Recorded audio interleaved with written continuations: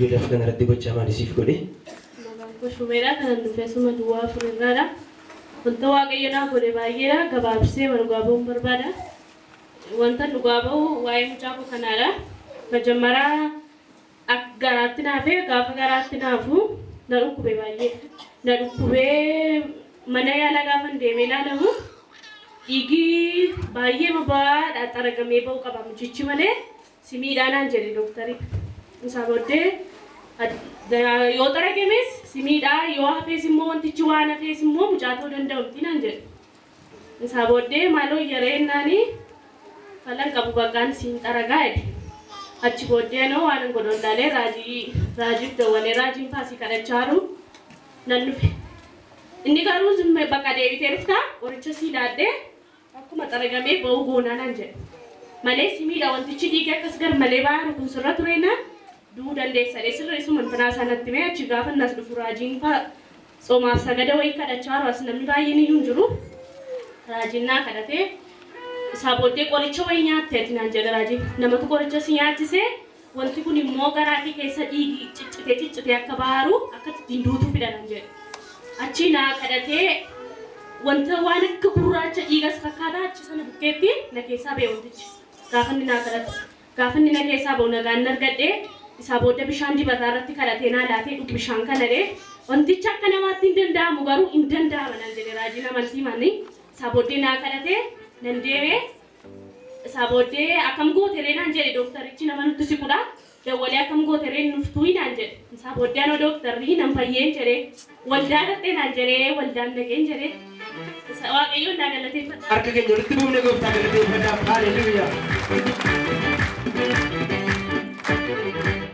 Isaa booddee bakkaan noo ilaalee bakka asumatti hordoffii godhinaan jedhee namootuma hin hordofamu maal jedhu haalli kun hundumtuu nagaa ta'e bakka. Duraan doktariin suni mucaan garaa kee keessa jiru kun nagaa ta'uu hin danda'u. Garaa kee keessaa miicamee ba'uu qaba jedhee ammas doktarii sana bukkee dhaqxee doktariin kun immoo alan ammoo hordoffii godhi malee nagaadha siin jedhee. Mucaati sana mucaan taane dhiigadha. Dhiigadha dhiigichi garuu dhaabachaa hin jiru. Zimmeree bayyaa baqqala. Saatii raajiin naa kadhatu sanayyuu baay'ee dhiigicha akkuma bakka administreeshinii irratti hin ba'a. Garuu kan garaa keessa jiru immoo dhiigichi mucaa ta'aadha. Isaa booddee akka namaatti hin danda'amu Waaqayyoof kadhatu gooftaan na gargaaree raajiin naa kadhatee bakka. Harka keenya walitti buufnee gooftaa galateeffadhaaf.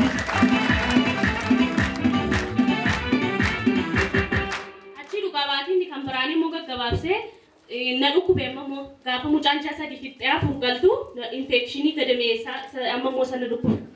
Achi booddee na dhukkube maal wayyaa infekshiniin kun mucaatti naannee jira gatiteef marfee fudhachuu qabda. Marfeen kun immoo saayid ifeektii qaba mucaa irratti naan jedhee achi booddee ammas marfee sana marfee 16 naan jedhee hiddarra fudhatama.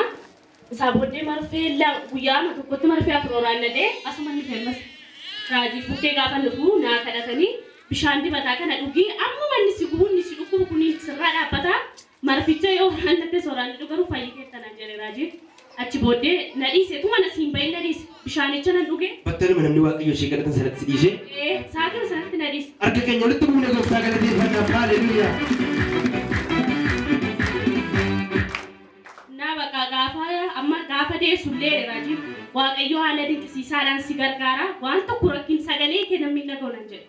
Mana baatee kee namni tun argin hin galtee siin jedhu naan jedhee isaa booddee sa'aatii gaggabaabsu fedheen achi booddee zayitiin tokko hin banamne ture raajiin gaafa sana yaadatatee beeku biiroo keessatti abbaa manaa koo fi gwaaddanyaa isaa wajjin dhufnee zayitii kana hin banamne xaarmuuzii isa guddaadha zayiticha banee mataa kootti naqee raajiin ergamaa Waaqayyo si duukaa beeratee sodaatiin sa'aatii xinnoo keessatti kan taane zayitii dibataa ishee xinnoo sana guutuu bukkeedhaan fudhadhee nan deemee achi keessatti sa'aatii tokkoof wayii kan hin caane ciniinsadhee nagaa koo waan tokko tun irra gahin danda'e sa'aatii torbatuun ta'ee deemee mana kootti. Harka keenya walitti buufnee gooftaa galateeffadhaaf. Haaleluyyaa.